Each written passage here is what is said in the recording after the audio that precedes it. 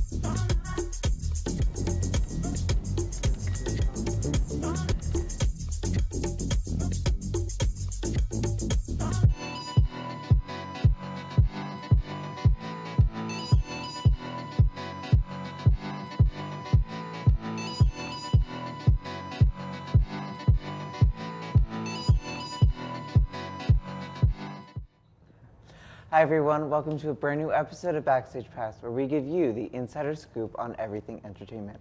I'm Ryan Wall. And I'm Callie Corson. We've got a juicy show for you, but before we delve into the gossip, let's take a look at what movies topped the box office this past week. Starting off at number 5 in the box office is Peter Rabbit with $10 million. Game Night came in at number 4 with slightly over $10.5 million. Death Wish is number 3 with over $13 million, and the first runner-up was Red Sparrow with $17 million. With a weekend gross totaling more than $65.5 million, Black Panther took the number 1 spot. No surprise there. So Black Panther. Literally no surprise. Yeah. And it's crazy to see the different amounts of profit that they all made comparing. How much more could Black Panther have made compared to Red Sparrow? 1765, that's a big difference. Yeah, I mean, I think it's more than just a movie. It's you see so many people talking about it, and it's just bringing up so many different emotions in so many different communities. So, I mean, I think also we always talk about how they're gonna market it, and there's all of these different lunch boxes and action figures. Any kind of superhero, you're gonna get T-shirts, you're gonna get, like you said, lunch boxes, toys. It's just such a different playing field compared to all the other movies that have been coming out. And I think it'll be cool too to see we always joke about how sequels and how Hollywood sequels everything to death, yes. But it's true, and I think that there will definitely be more Black Panther installments in the future, which is something cool that it'll be different than other movie sequels in the past. Yeah, I agree. And Game Night, we talked about that a couple episodes ago. We couldn't feature it because the trailer was a little graphic, but I just realized that Rachel McAdams was in it, and I'm so excited to see it. I might go this weekend. Yeah, I mean, I think I've been hearing a lot of buzz about that too, and it's it just looks like one of those movies that you can kind of just enjoy. Yeah, you get your friends together. Yeah, and and watch it. Yeah, and it's not not too much thought. Yeah, I mean, there's movies that do involve a lot of thought that are awesome, but sometimes it's nice to just watch a movie and be mindless. Especially after midterms. Oh yeah, especially after midterms and after Oscars and everything. Yeah. So. Let's see the movies coming out in the next couple of weeks. From the producers of The Fault in Our Stars comes our next teenage high school coming-of-age film, Love, Simon. It's based on the best-selling book, Simon versus the Homo sapiens Agenda, by Becky Albertalli. The movie stars Simon Spear, played by Nick Robinson, living what seems to be a normal life. However, he's holding back a big secret. Simon has not admitted to anyone that he's gay, and he's trying to figure out how to come to terms with it for himself. This movie is one of the many that show audiences the life of today's high schooler and the progressive differences that can be found there today. Let yourself remember what high school feels like with this latest film. Check out the trailer here. Find yourself on a new adventure that transcends time and space. Disney is releasing its latest film based off a well-known children's novel written by American writer Madeleine L'Engle titled A Wrinkle in Time. It is based on the life of Meg Murray, a 13-year-old with her siblings and best friend. Murray is played by up-and-coming actress Storm Reed. When her father goes missing unexpectedly, it is up to Meg to find him in space.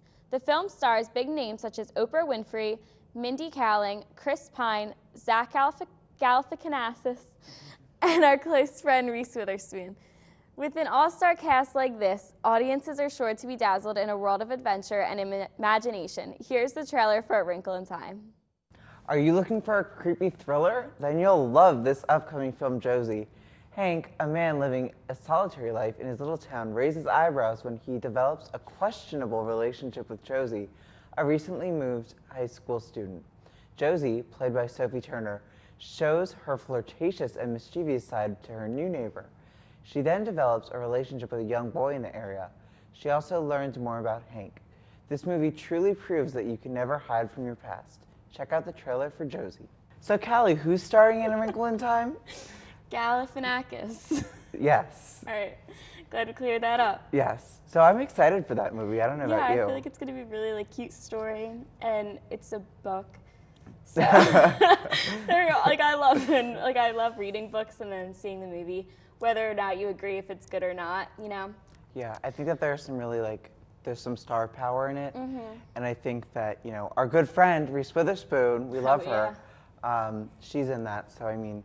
It'll have to be a great movie then. Any movie with Reese Witherspoon's just good. Yeah. So speaking of like Oprah and Mindy Kaling, this is like a really small tidbit, but Mindy Kaling recently gave birth to her daughter Catherine, and Oprah sent Mindy's daughter Catherine a giant book collection, and every single book in it, it was like a giant bookcase. It was engraved. It was like very nice, very expensive, and every single book said Catherine's Book Club. Wow, Isn't that's that really so neat. sweet? Yeah, that's really thoughtful. And Mindy was like, that's so nice that she was able to bond with Oprah during the filming of this movie, that like she now has this thing for her daughter that will like last forever. Yeah, that's awesome. Like that's such a like I said, neat gift to give somebody. It's not the average, baby gift. That's so Oprah. Mm-hmm. Yeah. Like she's always trying to influence someone, and I feel like reading and books can do a lot for somebody. And I think that especially through this movie, like that's something that she's kind of trying to do. Because like I think it's rare that you see like Mindy and like Chris Pine and like Reese, like Zach Galifianakis, like they're all actors, so like we see them acting all the time. But I don't think most people think of actress when they think of Oprah Winfrey. Yeah. So it's kind of cool to see her in a different set. Yeah, a different setting, like wearing a different hat. Rather than just like a talk show or an owner of a station, Yeah. It's cool. Yeah. So our top story tonight has been the talk of the town for a few weeks now, and it is time to keep up with the Kardashians. And Khloe Kardashian is looking like she's about to have her baby any day now. She officially has one more month, but is already preparing for the newest addition to the family. In a somewhat sweet but also really, really weird statement, her ex-husband Lamar Odom suggested that Khloe will be a great mom because she had to take care of him following his drug overdose in a brothel. Because that's totally normal for an ex-husband to say. Anyway, new mom Kylie Jenner announced her newest lip kit, which is weather-themed. Kylie said it is inspired by her daughter's name, Stormy, and that she has been working on it throughout her pregnancy. The makeup collection is available now. Fergie attempted keyword, a new twist on the national anthem during the NBA All-Star Game this year. She sadly failed and became a laughingstock when no one appreciated her efforts for change. Players were trying to hold back their laughter while she was still performing, but the camera still managed to catch a glimpse of them giggling. Social media blew up with memes and comments on the star's national anthem performance, which left Fergie feeling like she had to comment back. She told TMZ, quote, "I've always been honored and proud to perform the national anthem, and last night I wanted to try something special for the NBA. I'm a risk taker artistically, but clearly this rendition didn't strike the intended tone. I love this country and honestly tried my best." Fergie's team didn't see anything wrong with the jazzy performance, but they did accept the listeners' feedback. Jennifer Aniston and Justin Theroux announced the end of their marriage earlier this month. The former couple married in 2015 after connecting on the set of the movie Wanderlust. Aniston and Theroux shared a statement saying, quote, "This decision was mutual and lovingly made at the end of last year. We are two best friends who have decided to part ways as a couple," end quote. Sources say that their different lifestyles and long separations while traveling were part of the reason for the breakup. Since the split, Aniston has been relying on her close friends, including former friends and co-star Courtney Cox, for support through the difficult time. So I don't know about you, but I think I've always been Team Aniston. Oh, of course, I love her. Everyone wants her to be happy. Yeah, she's just like a glowing person, and I love her hair. Yeah. It's just so plain, but it's like always looks nice. That's so weird. That's your expert opinion? It's my cosmetology coming out, you know? Yeah, but I just think it's like, it is kind of sad, like when we see these like relationships fall apart, and you know, people talk about it, and like because it's so public. Yeah. Where normal people can have relationships, break up and divorce every day, but it's not made public, so you don't have to feel like that weirdness they probably feel dealing with that. Yeah, I mean, I think it's also weird too that, you know, I mean, we're not helping because we're part of the problem. But, you know, people comment on it and they feel like they're invested in your life. Mm-hmm. And it's like, you know, they have privacy, they deserve privacy. Yeah. Also, I think Kylie Jenner's whole lip kit thing was a great idea, obviously, probably her momager, you know. Oh yeah, Chris. Planning that for her with the timing. But I think it's cool that she has that like connection with her daughter, you know, and the makeup, like, to make it feel more personal and make probably users feel like they're getting like some kind of insight on their life, but it's still a little weird to me. I know. I mean, I'm curious to see like if she ever puts her daughter in makeup, at what age that'll be, because I feel like that'll just be... Yeah, that'll be a big controversy. Ugh. Anyway, we'll cross that later. Filmmaker and comedian Kevin Smith suffered a heart attack last week in California while he was preparing to go on stage to shoot his stand-up comedy special. Smith thankfully survived the heart attack and took to Instagram to turn his scare into humor with a photo post and caption that read, "I was trying to do killer stand-up special this evening, but I might have gone too far." After being rushed to the hospital, Smith learned that one of his main arteries was blocked and that if he continued performing that night, he may not have survived. Smith's father died in 2003 at the age of 67 of a heart attack. This made heart complications one of Smith's greatest fears, but since the incident, Smith has overcome his fear and claimed to have found the experience calming. After receiving surgery on his artery, Smith is happy to be back home and in recovery. Sticking with the not-so-joyful news, on Sunday, February 25th, actress Heather Locklear was arrested by police after a suspected domestic incident that took place at her home, which was reported. The actress was booked on one count of felony domestic battery and 3 counts of battery for allegedly attacking 3 responding Ventura County Sheriff deputies. According to CNN, police were called to Locklear's home in Thousand Oaks, California, shortly after 9:30 p.m. The domestic incident was between Locklear and her boyfriend. Deputies found evidence to support the claim that she had battered her boyfriend. Locklear was booked early on Monday, February 26, after a short visit to the hospital where she said she had suffered injury earlier in the evening. Locklear's bail was set at $20,000 and she has since been released. The Sheriff's Department is not releasing the name of Locklear's boyfriend. Locklear is set to appear in court on March 13th. Ooh, more of that bad news. The Weinstein Company, founded by Harvey and Bob Weinstein, announced last week that the company would be filing for bankruptcy only to be saved at the last minute by a deal with a team of investors. The investors include billionaire Ron Buckle and Maria Contreras-Sweet, the former head of President Obama's Small Business Administration. There's still a lot of internal politics that must occur before the sale is finalized, including approval by the company's Board of Representatives.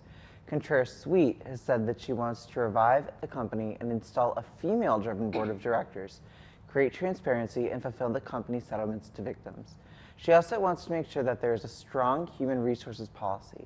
The Weinstein Company is currently under investigation by the New York State Attorney General's office and will continue to be under investigation to make sure nobody who allowed Harvey Weinstein's behavior will be rewarded.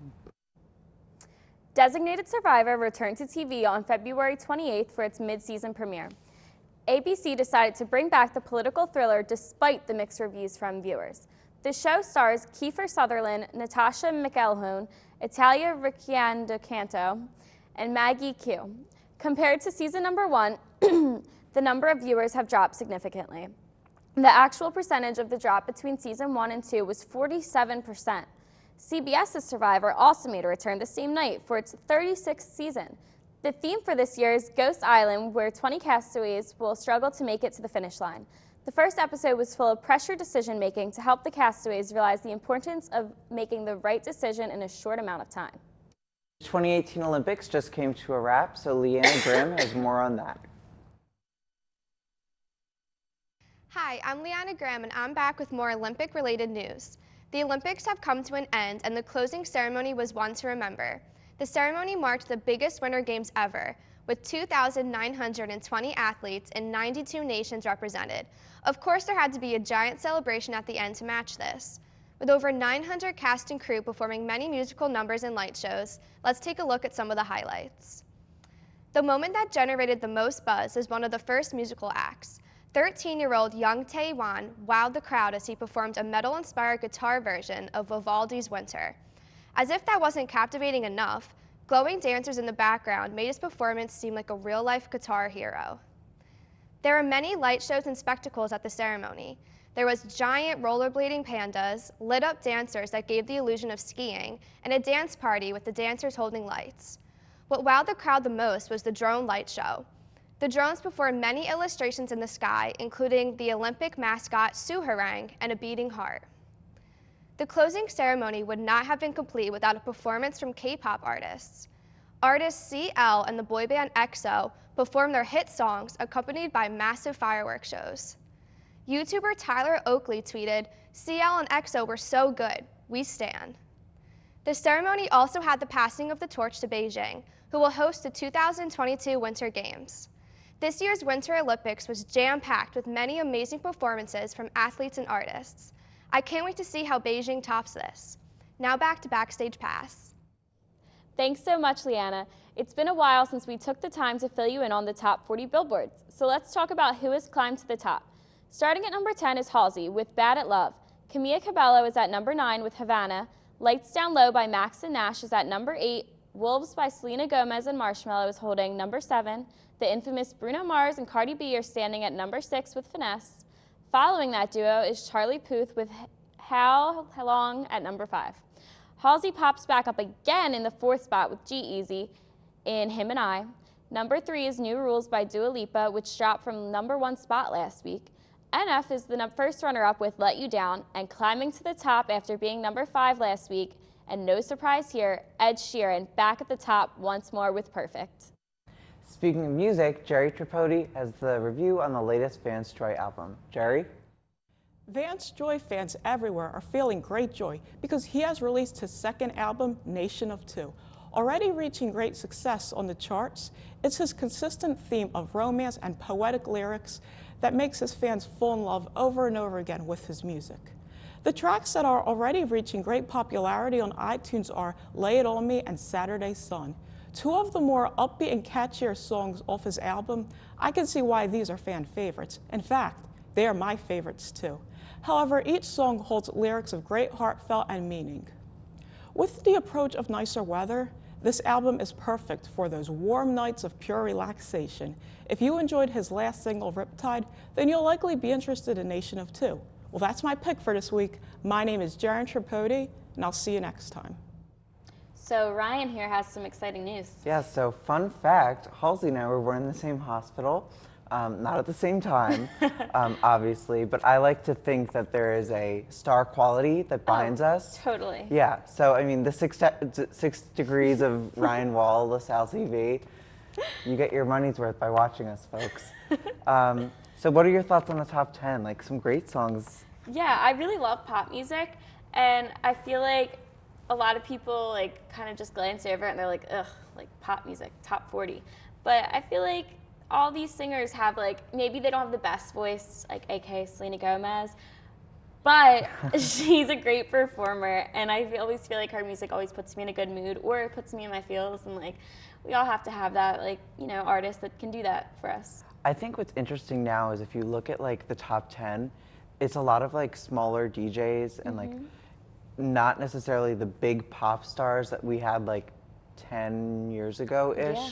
Because, you know, like Ed Sheeran's probably the biggest star, but it's a different kind of group of individuals who are like, you know, kind of reaching the top. Yeah, there's way more of a variety now. Yeah. Like whenever I think of like big pop stars from 10 or so years ago, you know, you think of Britney Spears, Christina Aguilera, like Beyonce, and like closer in time too, like 6 years ago. But I feel like they really overpowered it. Yeah. And I feel like there's also a big mix within like the pop music of like guys and girls. Yeah. Which, speaking of like Halsey and G-Eazy dating, Yeah. not really, but Well, I yeah. think that's cute. And it's cool that like she's in it twice, whether it's her like her main song or she's featured in it. Like that just is awesome, and she's such like a growing star. Yeah. So unfortunately, that does it for this episode of Backstage Pass. We hope you had as much fun watching it as we did producing it. If you have any questions or comments about the show, visit our super awesome website, lasalle.edu/LaSalleTV. On the website, you can find the schedule and more information about the shows themselves. You can email us at lasalletv@lasalle.edu. And don't forget to follow us on social media. We're very popular. Like us on Facebook at facebook.com/LaSalleTV. You can also find us on Twitter at LaSalleTVPhilly or BP_LaSalle. We love to continue the discussion after the show, so don't hesitate to tweet us for some shade or whatever. For Backstage Pass, I'm Ryan Wall. And I'm Callie Corson. On behalf of myself and the entire Backstage Pass team, have a great day, and we'll see you next time.